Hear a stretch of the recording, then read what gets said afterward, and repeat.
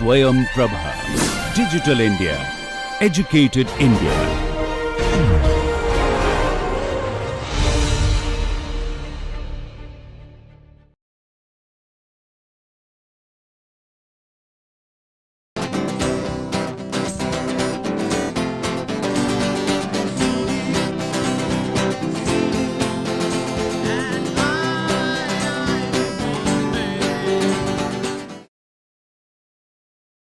Welcome to the 6th lecture of Cryogenic Engineering for NPTEL program.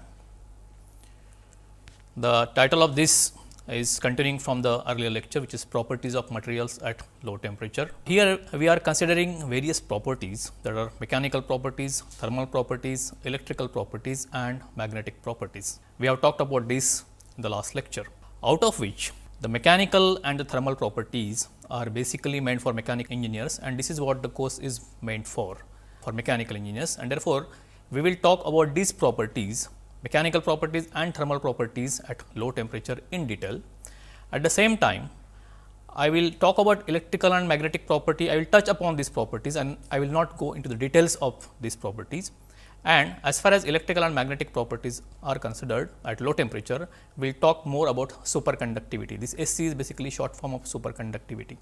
So, we will talk more about mechanical and thermal in detail for mechanical engineers, while I will just give some information about these two properties, giving more stress on superconductivity as such. My earlier lecture introduced to you different material properties. We talked about structures of metals and plastic. We talked about BCC, HCC, FCC, etc., all those materials and their relevance to the mechanical properties. We also talked about the stress-strain relationship, which are very important in order to understand mechanical behavior of a material at any temperature. We talked about in detail about the mechanical properties of metals at low temperature. At the same time, I touched upon the mechanical properties of plastics at low temperature, because plastics also play an important role in cryogenics. In today's lecture, I will continue with the material properties of low temperature. I will give a small introduction as to what exactly I am going to talk about in today's lecture. Then the thermal properties. The essence of today's lecture, or the main focus of today's lecture, will be on thermal properties and thermal property variations at low temperature. Also, I will talk in brief about the electrical and magnetic properties. Now, as far as the properties of the materials at low temperature are considered, the properties of material change when cooled to cryogenic temperature, and we have seen a small video which showed to you how the properties of the material change at low temperature. We know that the electrical resistance of a conductor decreases as the temperature decreases. In fact, the electrical resistance decreases as the temperature decreases. So, as you go on reducing the temperature, the conductivity increases. In other words, electrical resistance decreases. At the same time, we know that if the material's temperature is increased, it expands. Similarly, in cryogenics, if the material's temperature is decreased, the material will shrink, and therefore, the shrinkage of material occurs when cooled to lower temperature, and this is very important consideration, and this is what we will see in this particular lecture.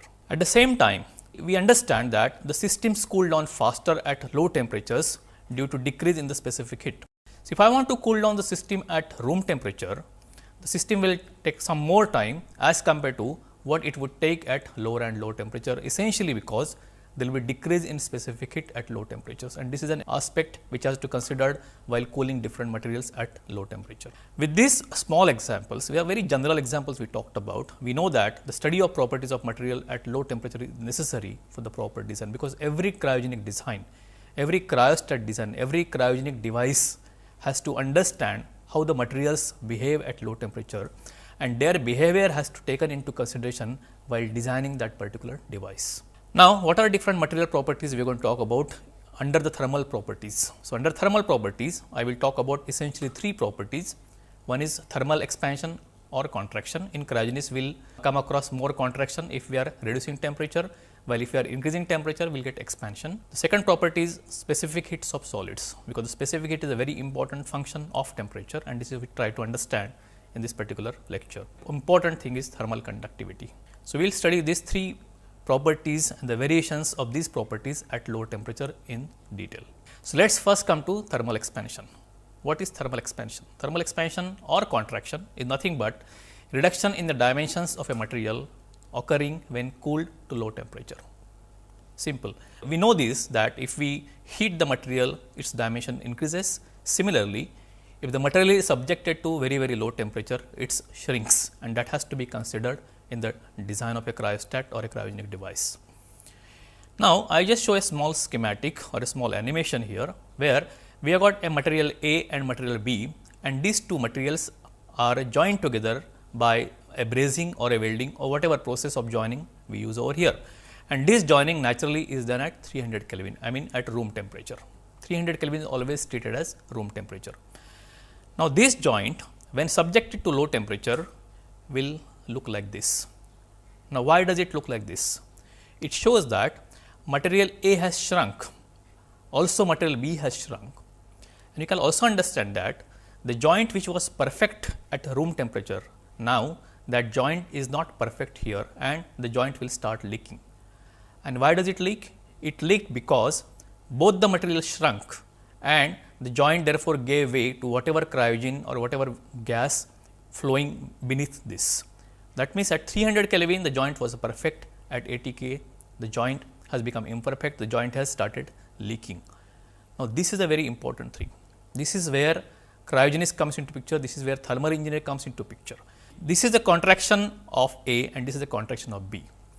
Now, any designer who knows this will have to consider the shrinkage of material A and the shrinkage of material B before he starts joining mechanism. And this requires some of the calculations to be done, some properties of material have to be known. The shrinkage is a function of temperature. So, one should know how much shrinkage it comes across, how much material A shrinks or how much material B shrinks. Does material shrink more than A or more than B? That you have to understand, and those things have to be taken into consideration while designing a cryostat or any machine. So, let us see what is that parameter which defines this shrinkage. The shrinkage is now defined by the linear coefficient of thermal expansion when we are talking about one dimension or let us say length, width or height, etc. We can define the shrinkage by lambda t, and this lambda t is defined as del L by L upon delta t. What does it mean? It means that the fractional change in length, that means if L is a length, then del L is a contraction or expansion per unit change in temperature while the stress is constant. So, what is del L by L for a given material per unit change in temperature or per degree centigrade or per Kelvin? That is a very inherent property or a characteristic property of any material. So, lambda t is a specific property of a material and it depends on what is lambda t at a particular temperature, because lambda t at room temperature could be different. That means, the fractional change in length per unit change in temperature could be different at 300 Kelvin at room temperature, it could be different at 150 Kelvin, it could be different at 80 Kelvin. So, this behavior, this variation of lambda t or what is lambda t at room temperature, what is lambda t as 200 Kelvin temperature have to be known before we go for further design of any joint. Alright. So, this is a very important thing, because some additional stresses can get generated because of contraction and expansion of the joints. The unit of lambda t from this definition is per Kelvin, which is K inverse or 1 by K, whatever way you want to write, it could be written. Sometimes it is written as even per Kelvin, per K. Similarly, now this was linear coefficient of thermal expansion. Similarly, we can have volumetric coefficient of thermal expansion beta and is the fractional change in volume per unit change in temperature while the pressure is constant. So, you can have one in length, breadth and height, which will give you a volumetric change in thermal expansion, volumetric change occurring in all the three dimensions. And for isotropic materials where lambda t in all the three directions is same, we can have beta is equal to 3 lambda t, that is understandable. Now, this variation, this particular graph gives the variation of lambda t with respect to temperature. So, you can understand now that lambda t is basically decreasing trend for every curve. These curves are meant for different materials. This is for aluminum, stainless steel, nickel, carbon steel and titanium as shown over here. And what you can see from here, that lambda t is basically decreasing with the decrease of temperature. So, one thing is sure, that the variation of lambda t for the few commonly used material, in all the materials we see that the coefficient of thermal expansion is decreasing with the decrease in temperature. So, this has to be understood. Also, what you can see is at 300 Kelvin, lambda t's values are much higher as compared to let us say 80 Kelvin temperature. That means, at room temperature the shrinkages are much higher, delta L by L per per degree centigrade are much higher as compared to very low temperature. This aspect also has to be considered while designing the machine. So, you can see below 80 Kelvin, the lambda T value is just 10, 8 or 4, while at 300 it is of the order of 24, 25, etc. So, most of the contraction we can see that it happens from 300 to 80 Kelvin, while below 80 Kelvin the contractions are that way negligible. Now, why does this contraction happen?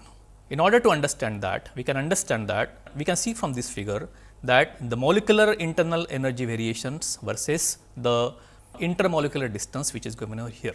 This figure gives the variation of molecular internal energy versus intermolecular distance which is given by R. What you can see here is at 0 point, that is at temperature equal to 0, R0 has got particular value. What you can see from here, this particular curve shows that as the temperature increases, this is the oscillation of the atoms in a particular lattice, and this oscillation amplitude has increased. As the temperature increases, this oscillation amplitude increases, and you can see here as the temperature increases further, this oscillation amplitude has further increased. Also, what you can see from here that the equilibrium spacing curve, which basically denotes the intermolecular distance, the curve is tilting towards right, which shows that this is not a very symmetric curve. This is what we see from here. The equilibrium spacing basically depicts the mean position of the atoms about which it oscillates. With the rise in temperature, the increased thermal agitation leads to increased intermolecular distance, which is what we just saw, and the energy curve is asymmetric about the point R0, stating that the atomic vibration is asymmetric. So, we can understand that as the temperature increased, the curve is leading towards right. It means that they are not symmetric, while when the temperature increases from T1 to T2, the oscillation increased, while if it goes from T2 to some additional T3 value, the oscillation will further increase, and that increase will be much more than the ratio of this temperature T3 to T2 or T2 to T1. As soon as you understand this, we can understand that the lambda value are changing, and the lambda values are more at higher temperature than at low temperature. This is what the conclusion could be drawn from this. The rate of increase of intermolecular distance increases with the increase in temperature. So, as you increase from T1 to T2 or from T2 to T3, smallest increase at T2 to T3 can lead to much more increase in the intermolecular distance, which basically means that the lambda T value is much more here as compared to what it is over here. And this basically offers the explanation for the curve which we earlier saw, that lambda values at 300 Kelvin are much higher as compared to what they are at, let us say, 80 Kelvin or 50 Kelvin. Hence, the coefficient of thermal expansion lambda T increases with the increasing temperature, and this is basically the reason why material expands when heated and why do they contract when they are cooled. There is one more parameter which has to be understood called mean linear thermal expansion, which is delta L by L0. Now, this parameter also gives you understanding as to what exactly happens when the temperature changes happen from, let us say, from 0 Kelvin to a particular temperature T. So, if I define mean linear thermal expansion as del L by L0, which is LT minus L0 divided by L0, that means length at any temperature T minus L0, that is the length at 0 Kelvin divided by L0. So, this curve basically derived from the values of lambda T for different materials. So, you can see from here that aluminum has got more delta L by L as compared to copper, as compared to stainless steel, as compared to nickel. So, here we can understand that, let us say, for temperature equal to 280 Kelvin, delta L by L at 280 Kelvin will be around 375. That means, if we change the temperature from 0 Kelvin to 280 Kelvin, the length increases around 375, or delta L by L into L0 into 10 to the power 5 is equal to 375, which means around 3.75 millimeter if we have got a 1 meter length at 0 Kelvin. So, this curve gives you the change in length for a given change of temperature from 0 Kelvin. All right. Again, from this curve you can see that below 80 Kelvin the delta L by L value are much smaller as compared to what they are at higher and higher temperatures.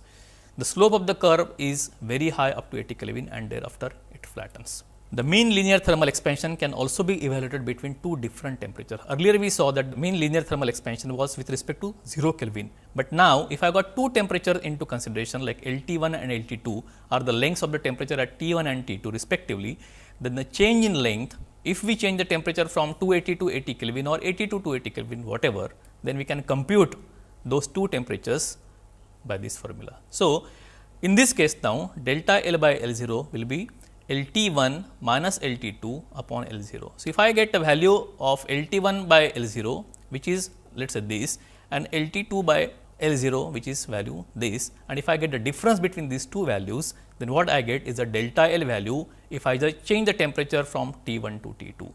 Now, this is a very important calculation which one has to do if one uses liquid nitrogen at 77 Kelvin. From room temperature, how much that particular part will shrink can be computed over here, and this is very important to understand what will be the stresses generated, how the joint will behave at lower and lower temperature. This is very important, and with this formula one can calculate the delta L value between two temperature changes. So, here you can see that for different materials we have calculated if the temperature of the stainless steel rod decrease from 280 Kelvin to 80 Kelvin, we find from here, this is stainless steel over here, that dl equal to 2.59 millimeter if L equal to 1 meter at 0 Kelvin, and from 80 Kelvin to 20 Kelvin, dl is only 0.13 millimeter, telling you that this indicates to you that maximum shrinkage again has occurred up to 80 Kelvin, while below 80 Kelvin it is only 0.13. One can compare this with the value of lambda T which we earlier saw. From here you can understand that for aluminum the shrinkage is much higher, which is clear from this particular portion, that values for aluminum are much higher, then comes stainless steel, then comes nickel, and then comes carbon steel. So, basically the shrinkages go in order of the lambda T values, and if one wants to compute the exact shrinkage, one can compute by these formulae, and these are very, very important in order to understand how much shrinkage would occur, and therefore, what kind of jointing mechanism you should devise, or how much stresses will get generated if this particular rod is subjected to low temperature. With this now, I will switch to the next property, which is specific heat of solids. What is specific heat? This is also a very important property. It is the energy required to change the temperature of a unit mass of substance by 1 degree centigrade, holding the volume or pressure as constant. So, basically how much amount of energy is required to change, let us say, a 1 kg substance by 1 degree centigrade, which talks about its Cp value or Cv value. By thermodynamics, you know that Cv is nothing but du by dt. That means the change of internal energy per degree centigrade temperature. Similarly, the Cp value or the specific heat at constant pressure is nothing but variation of enthalpy, Th by dt, change of enthalpy per degree temperature change. Now, in order to understand how to calculate Cv and Cp, or how the Cv and Cp change at low temperature, I am going to consider only solids over here, because that is the material normally we come across in calculations. Now, a lot of things evolved from right earlier from 1911, and in 1911 Dulong and Petit observed that the heat capacity of the solid are independent of temperature. See, that time the low temperature availability was not so much, and Dulong and Petit came to the conclusion that the Cp values or the Cv values for solids are independent of temperature. Why? Because each lattice point absorbs same energy as every other lattice point. So, that means all the lattice points behave in the same way, they absorb the same amount of energy, and therefore, there is no dependence of amount of energy absorbed over temperature. And by equipartition of energy, they calculated that U is equal to 3 RT, and therefore, du by dt is equal to 3 R, which is Cv is equal to 3 R. And therefore, they found that the du by dt is nothing but a constant figure. So, whatever happens, even if the temperature decreases or increases, Cv is equal to 3 R value. This is what we observed by Dulong-Petit's rule. The next observation which went to Einstein, where the quantization came into picture, and Einstein treated the solid as a system of simple harmonic oscillators. Now, you know that all the atoms in the molecule oscillate. What Einstein observed was that all these oscillations are of the same frequency. So, all the lattice movement that is happening in the lattice, all the atoms there which are vibrating, they are all vibrating at the same frequency, which is not a very realistic observation then. But again, it was one of the evaluation that happened over Dulong-Petit's observation. However, the next scientist who came into picture was Debye. Now, Debye treated the solid as an infinite elastic continuum and considered all the possible standing wave in the material, because there are lots of different vibrations that are coming to picture. What of different frequencies come into picture, different oscillating frequencies. All the molecules are not oscillating really at the same frequency, but they have got different frequencies. And what Debye concluded is a parabolic frequency distribution exists. He derived a parabolic frequency distribution was derived for the atoms vibrating in lattice, and he considered all this frequency distribution in order to calculate Cp and Cv. So, he presented a model to compute lattice heat capacity per mole, which accounts for all the vibration frequency for all the lattice points. And this is a very important thing because this comes very close to the realistic picture of a lattice. So, what he did was the Debye model gives the following expression. With lot of calculation, he came out with an expression which gives lattice heat capacity per mole, and the expression is like this: 9R T upon theta d, and theta d is nothing but a characteristic Debye temperature, and then this expression takes care of all the lattice vibration frequencies, all the oscillating frequencies in the lattice. And he again simplified this by having this expression as d of t by theta d, which is called as Debye function. So, this is the most important thing, that whatever complicated part was there, in order to consider all the parabolic frequency distribution, he indicated or he calculated that as a Debye function, and one can get the value of Debye function, and therefore, if we know the Debye function at a particular temperature, we can compute the CV at those temperatures. Right. In this particular expression, x is a dimensionless variable, and this x basically nothing but h mu upon kT, which is a Planck's constant into frequency, Boltzmann constant k, and temperature. So, from here you can understand that x considered all the frequencies of vibration. In this equation, in the equation which is over here, the only value of theta d is going to change, and what is this theta d is basically nothing but Debye characteristic temperature. So, for different materials now, it will have a characteristic Debye temperature, and if I know this Debye temperature, I can compute the value of CV, provided I know the Debye function values. All right. So, the whole thing became very simple. One can compute the effect of temperature variation on the values of CV. From this expression, we can understand that at a very high temperature, that means T greater than 2 times theta d, the specific heat obtained from the above equation approaches to 3R values, and this is nothing but what we got earlier by Dulong-Pete's value. So, at higher temperatures, at very high temperatures, at room temperatures and above, what we will have is the CV is equal to constant values, which is equal to 3R, and at low temperatures, where T is less than theta d by 12, this will come into a very low temperature category. The Debye function here in this case approaches a constant value, and at D0, what we have is a 4 pi to the power 4 by 5 constant value. If I put the Debye value over here, particular CV value will be function of only temperature now in this case, while all other things are constant. You can see here now at lower temperature, the CV variation is T cube, directly proportional to T cube. All right, and this is a very important conclusion Debye came up with, that the variation of a cubic equation in absolute temperature at very low temperature, CV is directly proportional to absolute temperature to the power 3. So, at lower and lower temperature, you can imagine this behavior of CV will be. And this is the curve which basically gives the value of CV by R with T by theta d. So, if I know the T and if I know theta d is a characteristic temperature for any material. So, what you can see is for higher temperatures, where T is more than 2 times theta d or 3 times theta d, the CV by R is almost constant, which is actually equal to 3 times R. While at lower and lower temperatures, what you see is CV by R is coming down with the power of 3 as the temperature coming down, and therefore, you can see the steep decrease at a lower temperature side, and this is a very important curve in order to calculate the value of CV. So, in general, what you can see from here is that the specific heat decreases with the decrease in temperature, all right, which is obvious from this particular figure. Now, this table gives you different values of the theta d for different materials. So, you got a aluminum 390, you got a beryllium, you got a calcium, copper, etc. If I know the theta d values for different temperature, for different materials, then I can calculate T by theta d, and then I can go back to this curve, I can compute the T by theta d and calculate CV of that particular material. It is as simple as that. So, if I know theta d, I can compute T by theta d, and then I can correspondingly compute the value of CV in that case. So, if I want to calculate the value of CV, what I am saying, I am repeating the same thing. The calculation of CV for a particular material at a particular temperature T involves following procedure: refer to the table and find out the value of theta d, calculate T by theta d and interpolate the value on the graph to obtain CV by R. CV by R is known. Just multiply CV by R value, where R is the specific gas constant, and then what you get is the value of CV. If the value of T by theta d is less than 1 by 12, then we know that we have got one more expression which has been given earlier. We can use that correlation, use the value of T by theta d and compute the value of CV directly in that case.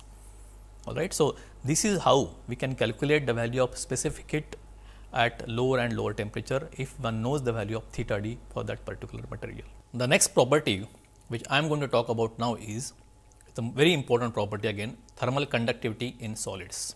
Now, why do we require the knowledge of thermal conductivity in solids at low temperature? This is because of some examples I am trying to give you. So, in a cryostat, the solid members could be metal or non-metal, could be stainless steel, could be copper, could be plastic, nylon, etc. And these material conduct heat from high temperature to low temperature. Sometimes we have got some suspension member in order to support a cryostat, which will definitely take heat from room temperature and take it to the low temperature. So, for these members, the thermal conductivity Kt should be as low as possible. Otherwise, they carry lot of heat from room temperature to the cold temperature, and therefore, the cryogen, there will be more loss of cryogen or some additional cooling effect has to be used for this. And therefore, we have to see that the conductivity of this particular material is very, very low. We have to see that thing.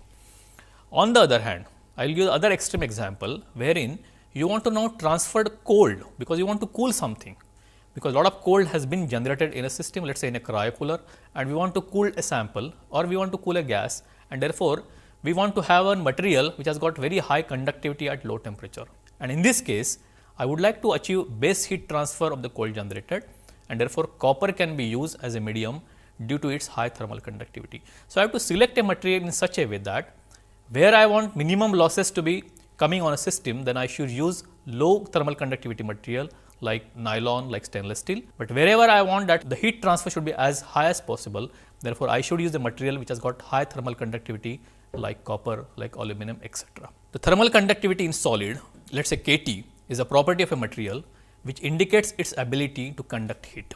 Now, this particular curve, this particular graph shows the thermal conductivity variations at lower and lower temperature.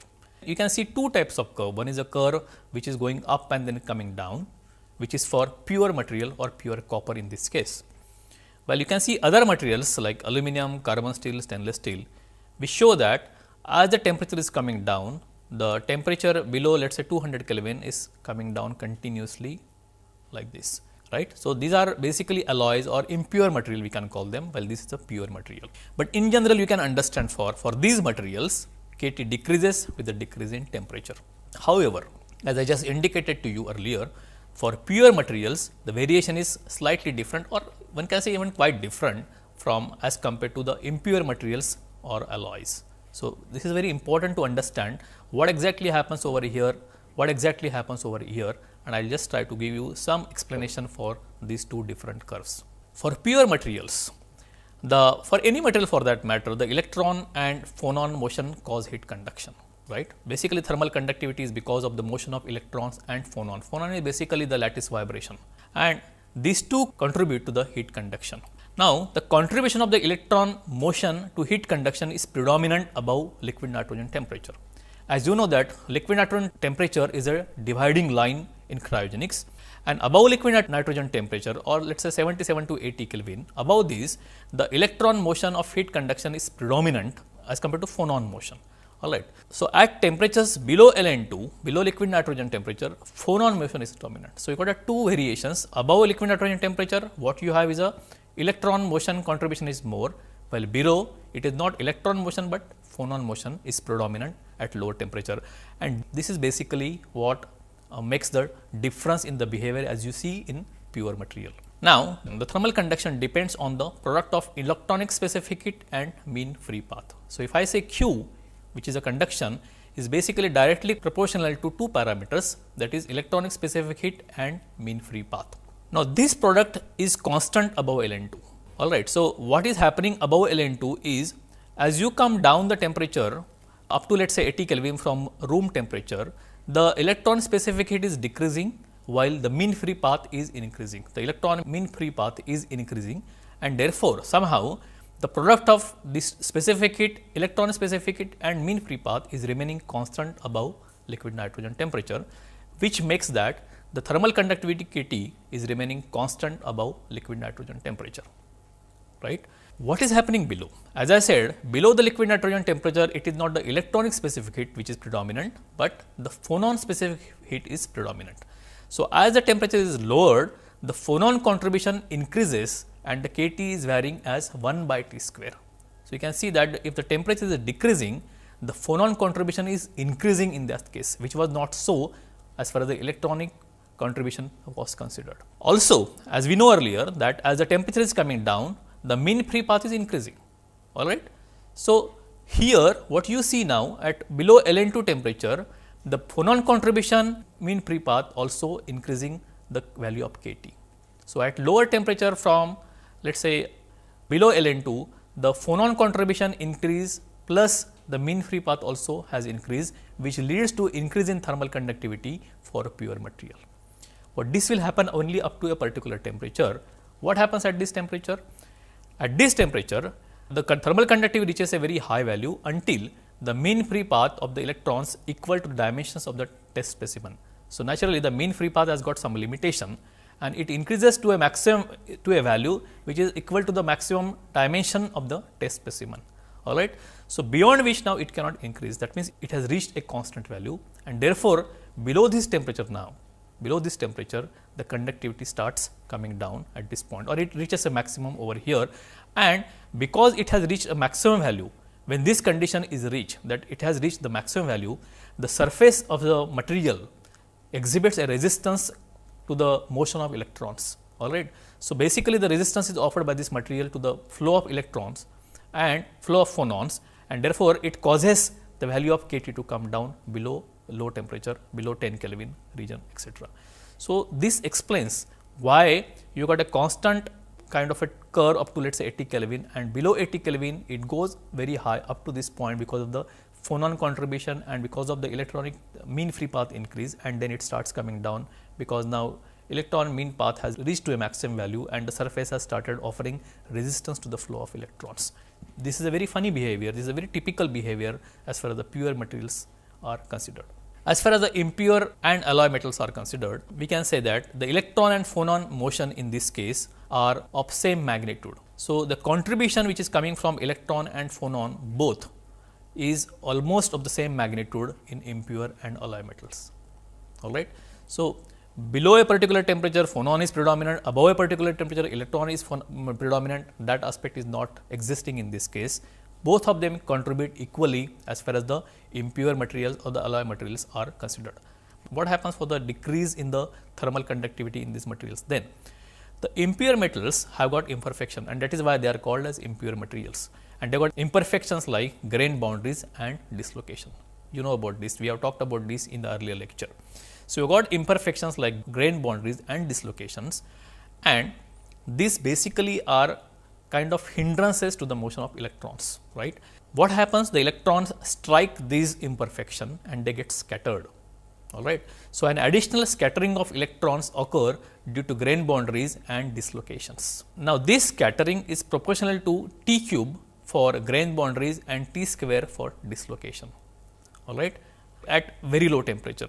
What it means is, as the temperature comes down, the scattering become less and less, and the less is T cube proportional and T square proportional if we talk about a particular dislocation of grain boundary or dislocation respectively, which means that we were getting an additional advantage of scattering, because of which electrons were conducting heat from one point to another, but this is not happening at low temperature because the scattering has reduced drastically at low temperature.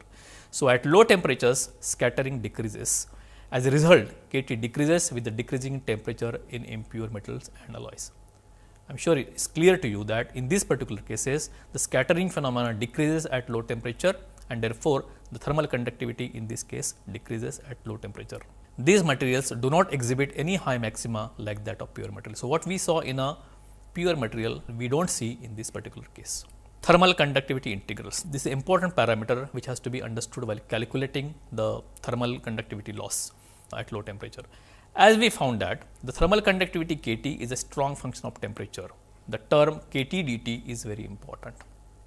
So, we have just seen that the K thermal conductivity is a strong function of temperature.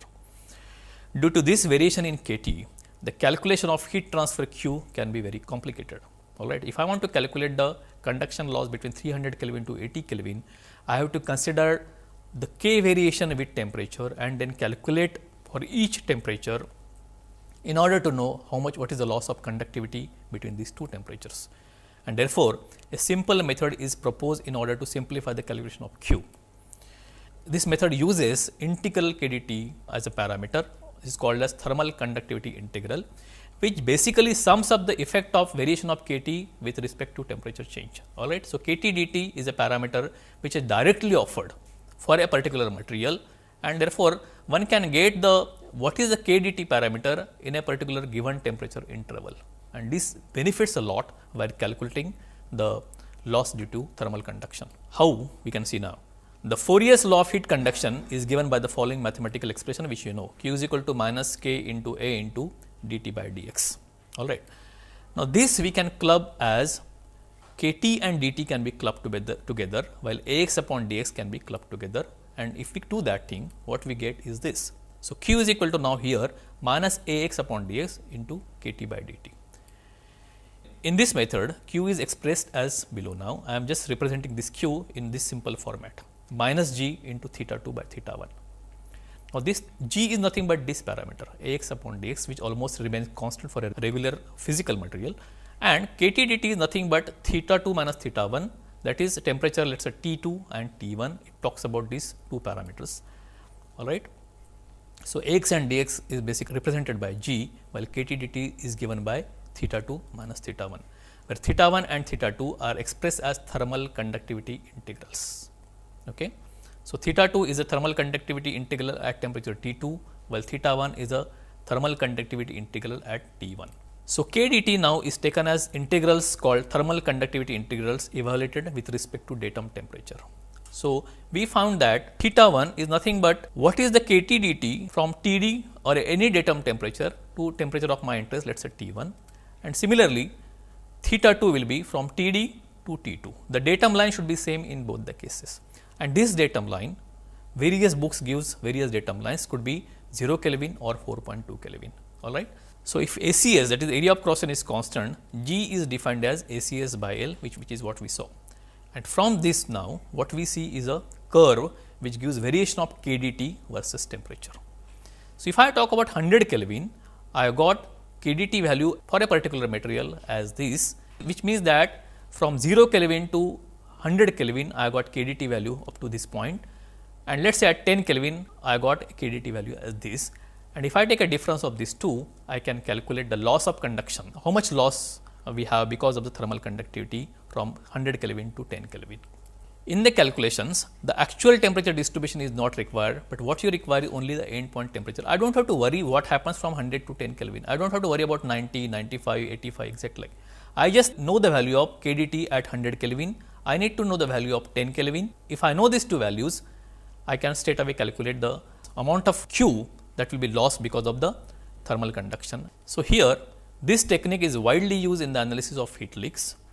If the datum temperature is taken at 0 Kelvin and the two ends of a specimen are maintained at 100 Kelvin and 10 Kelvin respectively, then the kdt integrals are given by, if I want to calculate now amount of loss is occurring because of temperature change from 100 Kelvin to 2 Kelvin for a particular material, if I am talking about aluminum, phosphor bronze or stainless steel, whatever, then what I am going to do is find a value of kdt for a particular material, let us say phosphor bronze at 100 Kelvin, which could be around this, minus at the value of kdt at 10 Kelvin, and the difference between the two is nothing but the heat loss due to conduction in a temperature region of 100 to 10 Kelvin temperature. What I need to know, only one value here, one value here, and the difference between the two will give me kdt multiplied by G is basically going to give me the amount of heat lost because of thermal conduction. With these three properties, what we just talked about is thermal expansion, we talk about the specific heat capacity, we talked about the thermal conductivity. With these three thermal properties, I will come to now electric and magnetic property. I will touch in very brief in this case. The electrical conductivity, as you know, it is defined as the electric current per unit cross section area divided by voltage gradient in the direction of the current flow. So, we know that V upon I is nothing but resistance. I am talking about the reciprocal of that, that is electric current per unit cross section area divided by voltage gradient in the direction of the current flow. This is what electrical conductivity is given as. The electrical resistivity is opposed to that thing. All right. So, electrical resistivity is, it is reciprocal of electrical conductivity. As you know that decreasing the temperature decreases the vibrational energy of the ions. As you know that as the temperature decreases, the energy decreases and therefore the vibrational energy of the ions also decreases. This results in smaller interference in electron motion. These ions, these are positive charge actually ions, which are basically are the resistance that is offered to the motion of electron motion. Electron motion creates the current. So, at lower and lower temperature, the resistance offered by these ions is less and less, and therefore, the electrical resistivity in this case decreases. Therefore, electrical conductivity of metallic conductor increases at low temperature, and this is a very simple physical explanation to understand why at low temperature electrical conductivity of the metallic conductor increases at low temperature. Now, this particular curve gives the electrical resistivity ratio with temperature for different materials like aluminum, iron and copper. And what you define electrical resistivity ratio as is defined over here. The ERR is defined as RT upon R273. That means RT is at any temperature T, and R273 is nothing but 273 Kelvin that is 0 degree centigrade. So, you can understand that RT by R273 is equal to 1 for all the materials, and it is this point. The variation of electrical resistivity ratio for some commonly used material is as shown over here, and what you can see now, RT upon R273 decreases for all the materials over here. However, the decreases are different with different temperatures with different materials. So, what you can see for copper, RT at any temperature, let us say at 100 Kelvin, RT upon R273 for copper is much smaller as compared to what it is for aluminum. What does it mean? That RT at 100 Kelvin, R100 is much smaller value as compared to R100 for aluminum, which means conductivity of copper at 100 Kelvin is much higher as compared to what it is for iron or what it is for aluminum, which is what we know. Alright. So, this is very important to understand that how this resistivity varies at low temperature or how this ratio varies at low temperature. Also important to understand that the electrical and thermal conductivity are related by Wiedemann-Franz expression. What does it do? Wiedemann and Franz expression basically finds a relationship between thermal conductivity and electrical conductivity. Alright. So, KT and KE are nothing but thermal conductivity and electrical conductivity. So, KT upon KE into T is equal to 1 by 3 pi k upon e to the power 2. You can see that this particular parameter is almost constant because K is a Boltzmann constant, E is the charge per electron, and you can see that this is a completely constant value which will not change with temperature. If suppose the T comes on this side, then you can understand that KT upon KE is a function of temperature only.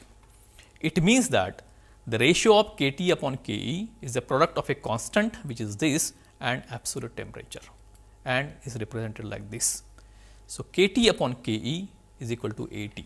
It means that as the temperature gets lowered, if we are reducing the value of T, the KT upon KE also gets reduced. It means that KT gets reduced or KE increases. There are two possibilities. We know that the thermal conductivity decreases at lower temperature. We also know that electrical conductivity increases at low temperature.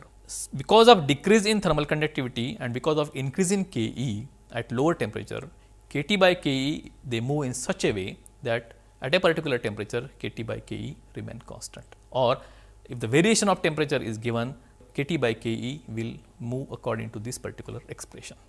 Alright. This finishes whatever I want to talk about with regard to the electrical conductivity. Just to sum up, what we have done in this particular lecture is the coefficient of thermal expansion decreases with decreasing temperature. This is what we talked about, lambda T. Lambda T was nothing but equal to del L by L divided by delta T. So, what we understand from here is for different materials you have got specific lambda T value, and in all those materials as the temperature decreases the lambda T value decreases, which means that the material whatever it is, it shrinks when the temperature gets lower or it expands when the temperature increases. For pure material like copper, what we saw, KT remains constant above liquid nitrogen temperature. Below liquid nitrogen temperature, it reaches a maxima, let us say around up to 10 Kelvin, and after that below this particular temperature, it decreases steadily. And we have understood the reasons as to why does it remain constant above liquid nitrogen temperature, why does it go from LN2 temperature below up to 10 Kelvin, and why does it basically later on decreases below 10 Kelvin to the value 0. Impure materials, kT decreases with decrease in temperature, and also we understood that the integral kdt is used to calculate Q, and we also saw how this kdt value is calculated from the curve. The electrical conductivity of the metallic conductor increases at low temperature. This is what we understood. At the same time, the electrical conductivity and thermal conductivity are correlated by Wiedemann-Franz law. So, here we summarize whatever we have discussed in today's lecture. Now, you must have realized that there are a lot of equations, a lot of curves, a lot of tables, wherein you should be able to calculate the specific heat at particular temperature for a particular material, or the shrinkage of a particular material at particular temperature, or the loss due to thermal conduction from, let us say, room temperature to 77 Kelvin or room temperature to 4.2 Kelvin, or if the particular rod is attached between 100 Kelvin to 10 Kelvin, then how much load it gives on a 10 Kelvin cold, that has to be calculated, that has to be understood, and all these problems in the form of tutorial we will discuss in the next lecture, which will be a very important lecture to understand how to calculate these losses, where the mathematical relationship between these particular parameters and the tables will come into picture. At the end, I have got some self-assessment exercises given. Kindly assess yourself for this lecture very honestly. They are all self-assessment. Please go through them, try to answer, and at the end, we have given the answers for those questions so that you know whether you have answered them correctly or not. Thank you very much.